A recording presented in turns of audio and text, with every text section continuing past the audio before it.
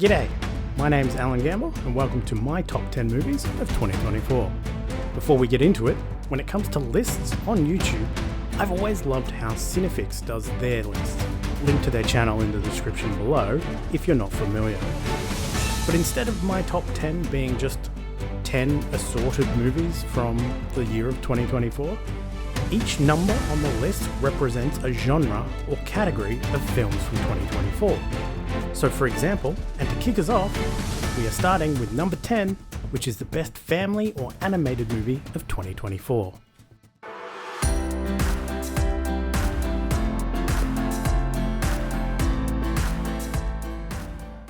A big year for animated and family movies in 2024, with big hitters like the better than expected Inside Out 2, Moana 2, which you can feel was pulled from a streaming series and mashed into a movie, Despicable Me 4, Mufasa the Lion King, and Kung Fu Panda 4, all sitting comfortably in the top 10 grossing movies of the year worldwide.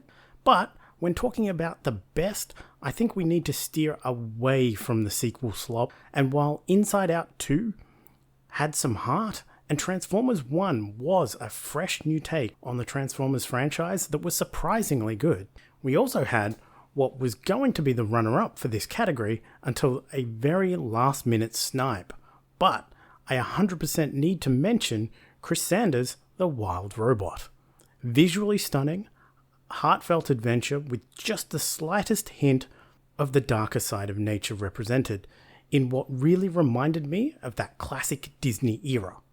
Between this and Puss in Boots 2, I can't wait to see what DreamWorks Animations has in store next. What stole the runner-up spot from The Wild Robot? It's none other than the beautiful little Japanese movie Yoshitaka Oshiyama's Look Back, based on the acclaimed manga by Tatsuki Fujimoto. It tells a beautiful story of two young artists both pursuing artistic excellence as they grow up, and the close bonds of friendship that grow through the creative collaboration process, along with the disruptive curveballs that life can deliver when you least expect it. A movie that, while only 59 minutes in duration, still manages to have more character growth and heart than all of the movies I mentioned in the initial section of this category. A movie I'd recommend to almost anyone. Look Back. But there can only be one winner.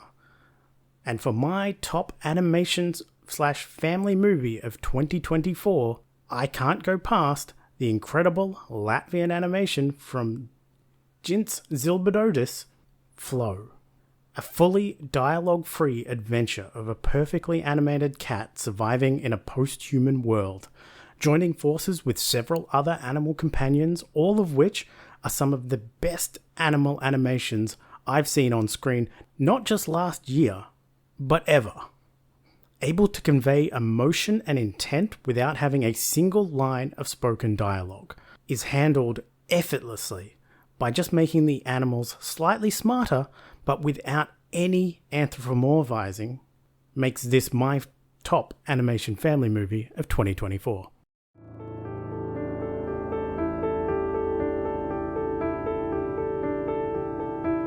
Moving on to number 9. Why don't we take a walk on the darker side and take a look at crime movies from 2024? 2024 gave us some great crime flicks, some interesting ones, and some that didn't quite live up to their expectations, but still often finding their audience, like the latest Ethan Coen movie of Drive Away Dolls.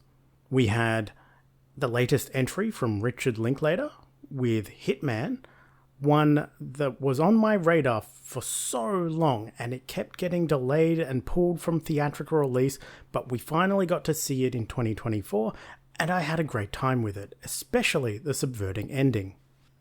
We had some gritty crime dramas like The Bike Riders from Jeff Nichols, being a great character piece for Tom Hardy and Austin Butler, and The Order from Justin Kurzel, giving both Jude Law and Nicholas Hoult a grimy spotlight to play in.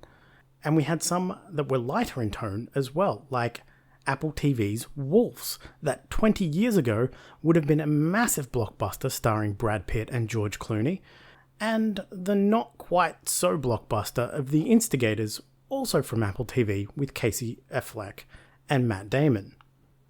But my runner-up was highly anticipated and stuck the landing with rose glasses. Incredible. Love Lies Bleeding. A movie that was everything I was hoping for from Drive Away Dolls but didn't get. Love Lies Bleeding delivered. One of my early favourites from 2024, and I'm still annoyed that there was zero radar for Best Original Score for Clint Mansell for that incredible score. But sign me up for whatever Rose Glass, Kristen Stewart, and Katie O'Brien are doing next. But taking the top spot for 2024 is the latest from Jeremy Saulnier with Rebel Ridge. An incredible top-shelf performance from Aaron Pierre in a movie that, while being small in scope and scale, still carries weight and impact to the characters involved. Every now and then, Netflix drops something that is just plain good, made by a talented team who cares and want to make something worth watching, and this was one of those things. Taking the alone against the world hero and adding in the pacifist's disarming nature in fight scenes made them genuinely feel fresh and just as thrilling, if not more so, than a crazy murder action hero. And we will get to those. But for now, that's why Rebel Ridge is my top crime movie of 2024.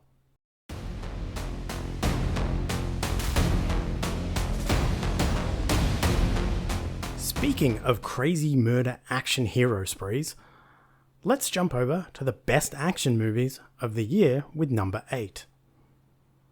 Now, there was a lot of great action movies in 2024, with even the big blockbusters like the legacy sequels of Twisters blowing us away in terms of legacy sequel expectations. We had Bad Boys Ride or Die, delivering an absolute blast with some of the best drone work since Michael Bay's Ambulance. We had the crazy action movies like Jason Statham's In the Beekeeper. And while not for everyone, you can't say Boy Kills World isn't a crazy action movie. We also had a return of the action comedy with things like Beverly Hills Cop Axel F, the aforementioned Bad Boys. The Fall Guy gave us a local Australian adventure that was a blast. And the Ministry of Ungentlemanly Warfare took the action comedy to World War II. From the international market, we had some amazing action movies like Dev Patel's The Monkey Man, a pretty impressive directorial debut, and Twilight of the Warriors Walled In, which you might not have heard of, but if you like action movies out of Hong Kong, then this one, set in the Kowloon walled city, should be on your radar. But for winner of Best Action Movie of 2024 is a two-way tie, because I literally could not pick between them, and they both deserve a shout out. And it's also my list, and I can do whatever I want. But first up is the gem of an action movie from India with the Hindi language movie of Kill by Nikhil Bhatt. While I won't go into too many details with this one, as I love what this movie does initially, pulling its punches, and you might get to the 40-minute mark thinking, it's a fine action movie, I guess. But just wait a few more minutes until the title card drops, and then buckle up and enjoy the ride. Equally tying with that for my top action movie of 2024, we have one that was initially left me disappointed as I was leaving the cinema on first viewing. However, since then, and repeated viewings, including the black and chrome edition, we have the insane George Miller's ride of Furiosa, a Mad Max saga. Following on the heels of Mad Max Fury Road was always going to be a challenge, and initial responses were middling, It's good, but it's no Fury Road, have changed for people to appreciating Furiosa in its own right. Slower, with more character depth, even with a limited dialogue for Anya Taylor-Joy, the wild world building and action sequences are awesome. The production designs and cinematography is stunning, and this is amplified in the black and chrome edition, which was very unexpected, but it works. And that's why Furiosa, a Mad Max saga, takes the joint top spot for Best Action Movie of 2024.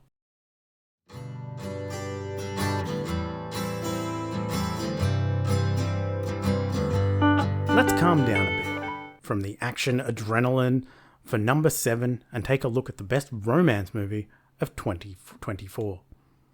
Romance movies, alongside comedy, are some of the hardest hit by the death of the mid-budget movie, as studios continue to pour all their budgets into the hyper-blockbusters.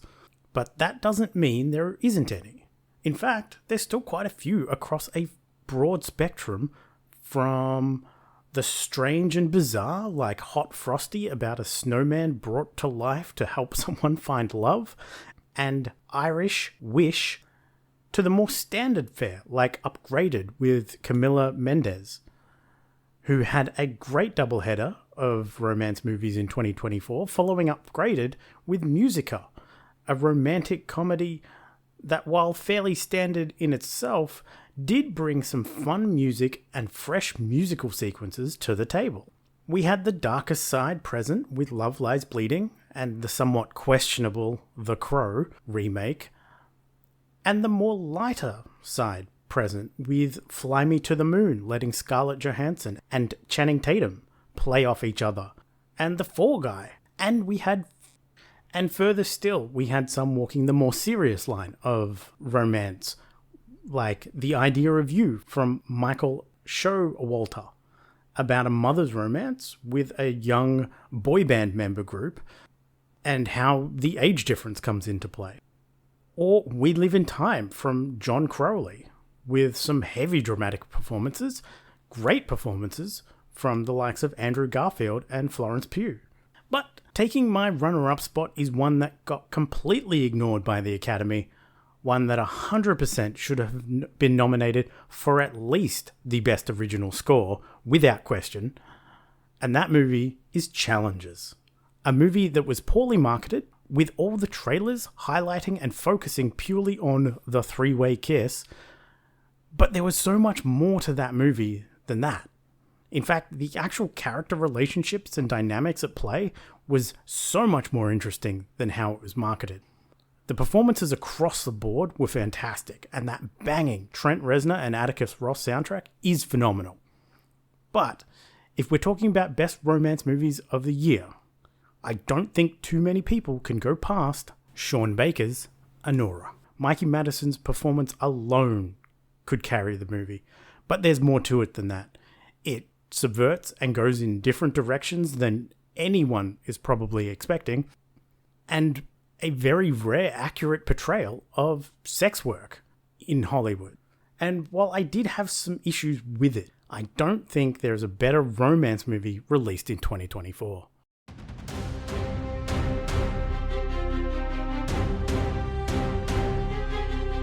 Flipping the table on love and romance, we get Loathing and War. And 2024 gave us some solid entries in the War movie. We had the documentary companion piece to Masters of the Air with The Bloody Hundred, and entries present from World War I with Italy's Campo di Battaglia, aka The Battlefield. We had movies from across the entire gamut of World War II, from beginning with John Andrew Anderson's The Number 24, to the more family and survival charged titles of Blitz from 12 Years a Slave director Steve McQueen. We had Irina's Vow with the high-stakes survival of a Jewish quadrant. We had the Academy Award nominated The 6888 that focuses on the African-American Postal Battalion and the part they played. And we got the more action comedy side represented with the Ministry of Ungentlemanly Warfare, with the ever-delightful Henry Cavill, and even we got some modern warfare represented with Land of Bad with Russell Crowe and two Hemsworths of both Luke and Liam. But for my runner-up, it was part one of two connected movies, with Ellen Kuris's Lee. Following the later part of Lee Miller's career from former model to war photographer and acclaimed war correspondent for Vogue magazine, a genuinely interesting insight into one of the world's most well-known war photographers in modern history, and absolutely worth the journey. But my ultimate winner for Best War Movie of 2024 and my number 6 pick, Alex Garland's Civil War. With incredible performances from both Kirsten Dunst, with the older, experienced war photographer, and Kaylee Spaney as the young, fresh upstart, countering each other perfectly, with wisdom, experience, and self-realization versus shock, eagerness, and commitment. The sound design and score are both incredible, and in my opinion were overlooked for those categories in this year's Oscars. And the themes of presenting the exact type of civil war that happen all around the world into a location that is vastly more familiar and real to Western audiences makes this my number 6 pick for Best War Movie of 2024.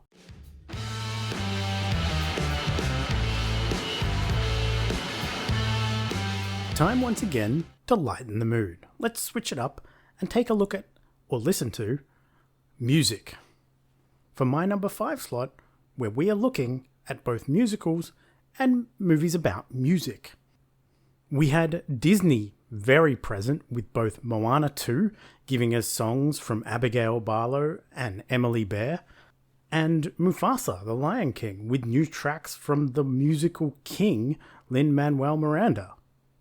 We also had the quite polarizing Joker Folie à Deux with its non-musical musical numbers, and post-Oscar nominations Emilia Perez, quite polarizing. We also had a pair of utterly bizarre musical biopics with Pharrell Williams' Piece by Piece, where his life story is told in the medium of Lego, akin to the Lego movies or Lego Batman movies. And Robbie Williams' biopic, Better Man, where the titular character is a CGI monkey and no one ever comments on it, and it's never explained, and he's the only monkey in the movie, but apparently the musical numbers are quite poppin'. Albeit, sadly, the rest of the world doesn't actually know who Robbie Williams is.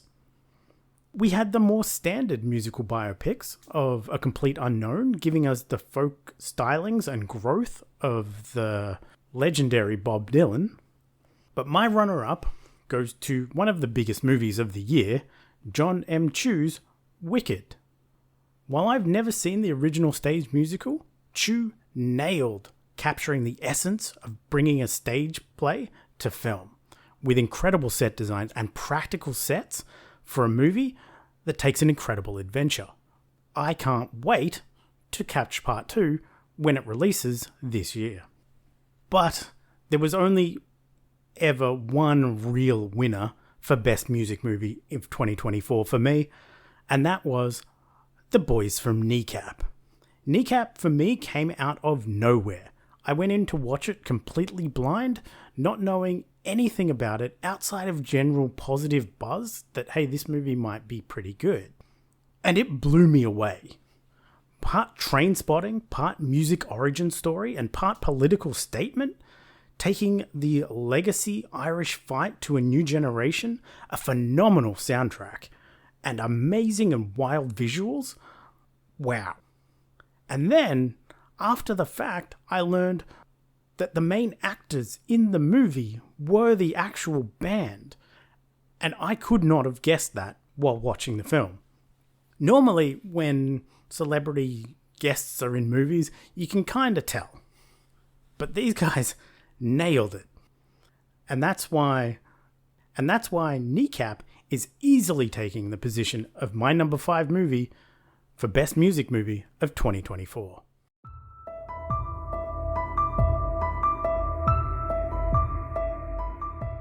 For number 4, we're going to look at thrillers, a genre that often overlaps into other genres but keeps a few things true to themselves.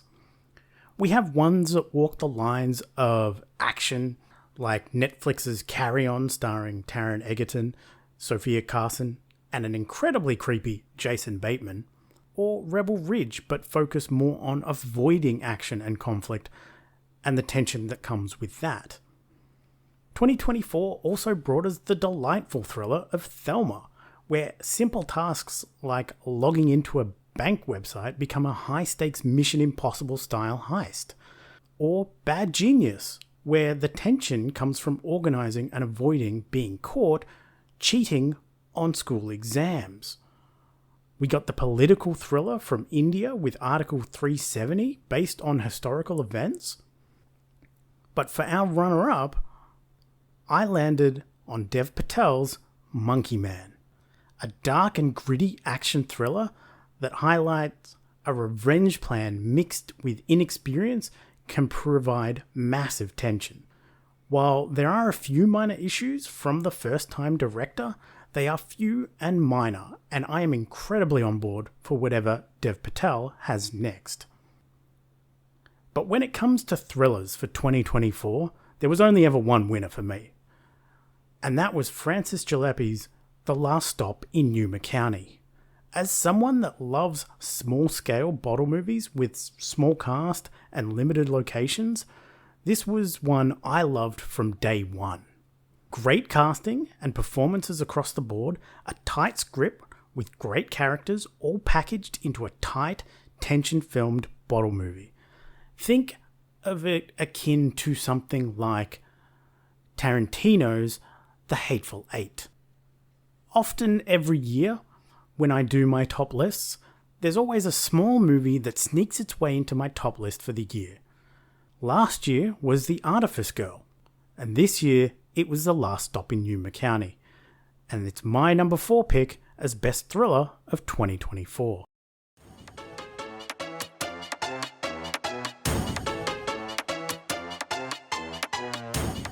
To lighten the mood, let's take a look at number 3 for comedy. Comedy is the other genre alongside romance that's taken a hit with the death of the mid-budget movie, with a lot less straight-up comedies and more being made into hybrid action comedies, like The Fall Guy with Ryan Gosling getting another chance to flex his comedic timing, and Beverly Hills Cop Axel F with the always great Eddie Murphy, reprising his classic role from the 80s. Or romantic comedies like Fly Me to the Moon, Argyle, and Anora. Yes, that can be classed as a romantic comedy, just a little bit heavier on the drama. We had some surefire misses in 2024 with things like Jerry Seinfeld's Unfrosted, for which he blamed woke, when it's just plain wasn't a good movie. Sorry, Jerry. And Borderlands, which, oh why did you push for the PG-13 rating? At least with some over-the-top hyper-violence, it might have been entertaining, as opposed to what we got. But there were a few gems released during last year. We had the pretty solid, but not as great as it could have been, Saturday Night. We also had the unintentionally hilarious pairing of Madam Web and Craven, thanks to Sony and its spin-off Spider-Man but not Spider-Man universe. Thanks. We had the meta-breaking comic character, now over at Marvel with Deadpool and Wolverine, hilarious and cameo-filled, and with some heart towards the Fox universe. While the cameos might get stale, the comedy does still land. Not to mention the delightful pairing of coming-of-age movies that we got with 2024, with My Old Ass, carried by Macy Stella, and Raised Up by Aubrey Plaza, with some fantastic chemistry, and followed by Snack Shack, about a pair of young men growing up in the 90s, which is a rare time setting for these type of movies, although, as time progresses, maybe there will be more in future. And I do really need to point out Ricky Stenicki for feeling perfectly like a comedy from the early to mid-2000s. Granted, minus any of the overt sexism, homophobia, or racism from that era of comedy movies.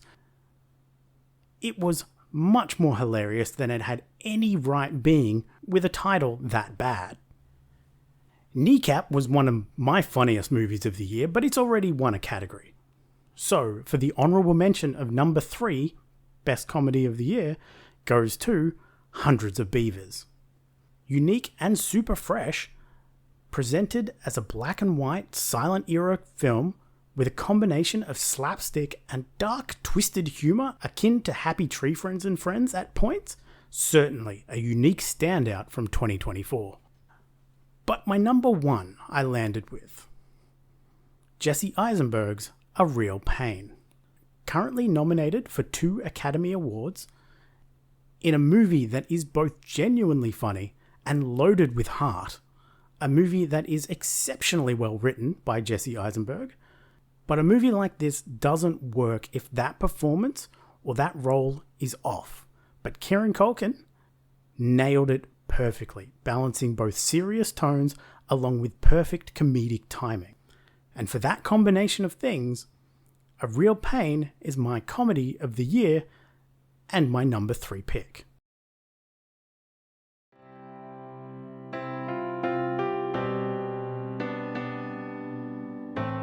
My number 2 spot is going to be for dramas. Normally, the more serious and somber titles that lead the charge during the award season, and this year is no different. With the powerhouse performances like in Sing Sing, based on a true story about a prison theatre troupe, we had the fascinating and uniquely fresh setting of Conclave, showing an interpretation of what electing a new pope could be like. We had the quite polarizing but undoubtedly creative Megalopolis from Francis Ford Coppola, and we had some lighter entries like the winner of the last category, A Real Pain, the delightful coming of age, My Old Ass, with Macy Stella getting high and getting to know her older self, played by Aubrey Plaza, and the reversal in the lovely Thelma, played by June Squibb, connecting with her grandson on an adventure after losing $10,000 in a scam. We got the historical drama from Ramel Ross of Nickel Boys, based on the true events of the Dozier School for Boys, with a unique style of being shot in first person, bouncing between 2 friends. We also had some that I'm still yet to watch, like the widely acclaimed and Best Picture nominated political drama from Brazil in I'm Still Here from Walter Sales, as well as the German political drama of The Seeds of a Sacred Fig, about an investigation of a judge in the Revolutionary Court in Tehran. But for the runner-up, I have to give it to the French 2024 retelling of The Count of Monte Cristo. A classic story that has been adapted many, many times before that I've never actually watched or read. So my appreciation for this movie is probably carried a lot by the strength of the original story. But this is well performed, it's well paced, it's long, but it didn't feel it, and it has some great revenge sequences.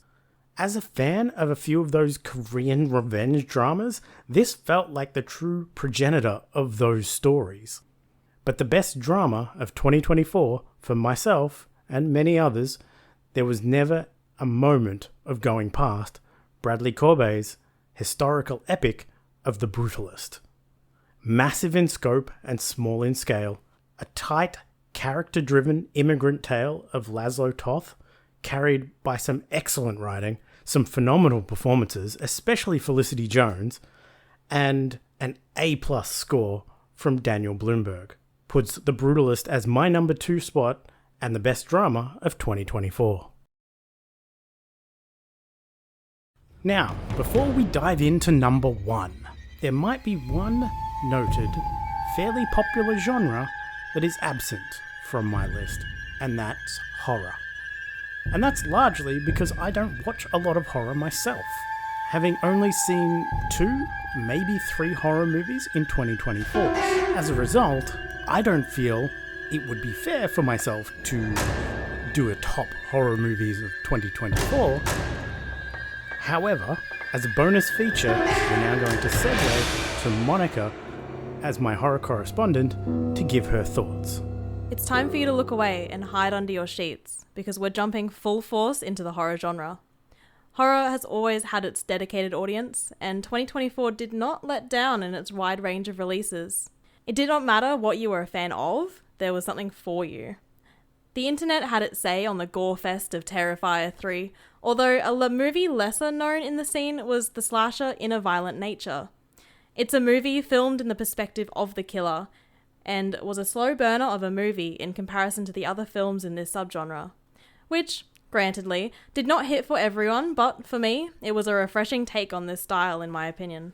Not into splattering guts all over your screen? Well, Catherine Newton had her time to shine in 2 comedy horror flicks this year, Lisa Frankenstein and Abigail. Light-hearted in comparison, these 2 films were a bunch of fun.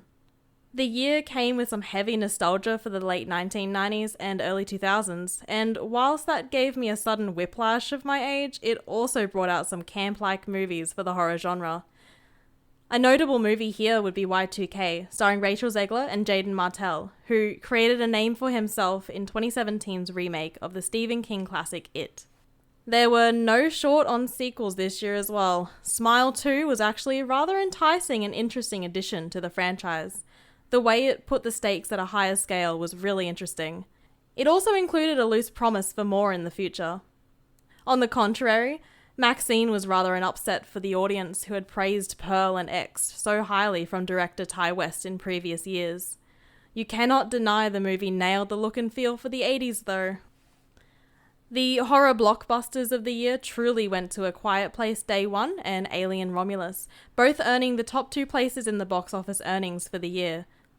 Unsurprisingly, still both franchise-based films with an established fan base and audience before their release. The year still had its unique and original films, with the marketing behind Longlegs really driving its success in and out of the general horror audience. Its shock value and eerie performance from Nicolas Cage earns its runner-up place for my 2024 favourite. And I cannot go without mentioning another star movie from the year from talented visionary Coralie Fargeat. The Substance had people in a chokehold, and I am so understanding of its praise, as it is such a visually compelling story to go through from beginning to end. Watching the behind the scenes made me appreciate this movie even more than I ever had before, and I highly recommend you check it out. Alas, my top pick for 2024 in the horror genre has to go to Late Night with the Devil. This movie creates such an immersion between the audience and its gripping story, through how it's played off as a lost recording from a late night show. The cast is incredible, with honourable mention from David Dastmalchian, who stars as Jack Delroy, the show's host. This movie succeeds in mixing it up from the norm, not overstaying its welcome with a tight 90-minute runtime. This film is packed with aspects from the found footage genre, psychological horror, and even a touch of body horror at times. The film's only letdown was the internet drama that sparked over a few seconds of AI footage the movie utilised. It damaged the film's reputation, unfortunately. I stand with the use of AI being inexcusable, however, the film itself remained to stand out from every other I had seen in 2024.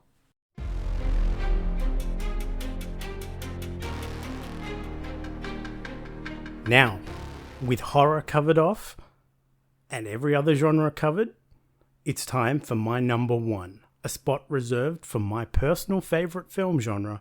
Number 1, the best science fiction movie of 2024. In recent history, there has been less and less real hard science fiction movies releasing, with those budgets being funneled into the superhero bucket. And 2024 did have some of those of varying quality. From the entertaining and dumb fun of Venom: The Last Dance with Tom Hardy, and the blockbuster smash of Deadpool and Wolverine. We also had the less impressive, like the Sony Spider-Verse movies of Madam Web and Craven, both missing the landing, and let's be honest, everything else in between. We did get an unfortunate pile of Netflix and streamer sci-fi slop, like Atlas with Jennifer Lopez playing a mech pilot, and Uglies that felt like a YA movie from 10 years ago, although even back then, I think it would have been a bit of a miss. We also had Breathe which I'll admit I enjoyed more than the critical consensus because I've always been partial to small-scale, single-location bottle movies. That said, it's still middlingly okay for me and widely panned by everyone else. But there was some gems floating around, like Alien Romulus, with its phenomenal set design and props, with all the buttons and switches feeling and sounding so tactile, which was a rare sight in a modern sci-fi movie. And while it would have been higher on this list, if not for one memberberry line that was a little bit too on the nose even for me to overlook, what a year for Kaylee Spenny. Between this and Civil War, she's going places. We had a pair of big ape movies with Godzilla x Kong: The New Empire, which was incredibly stupid and fun, and Kingdom of the Planet of the Apes, a new resurgence in the Apes franchise that was kinda good. But for my runner-up of 2024, it's a movie that I still can't make up my mind whether I enjoyed it or just appreciated it. But it's none other than the French movie from Bertrand Bonello, The Beast. Complex, confusing, and deep, with a great lead performance from Lee Seydoux, delivering confusing and jarring sequences that initially don't make any sense, in what reminded me a lot of David Lynch vibes, which is not something that is super common in filmmaking these days. But The Beast, unlike a lot of David Lynch movies, sort of tied things together towards the end where the big picture started to make sense.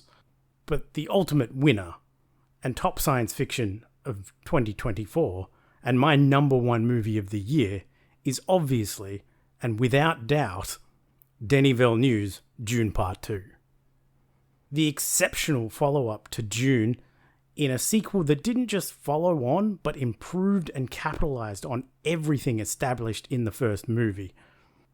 The sense of scale and scope, visually stunning vistas, thanks to the award-winning cinematography, although dialed up to 11. Impeccable performances across the board, but especially Timothée Chalamet, with the character turn in the third act. Dune Part 2 was a true modern sci-fi epic that was, without question, my number one sci-fi movie of the year, and ultimately the number one movie of this list. Chip and shatter.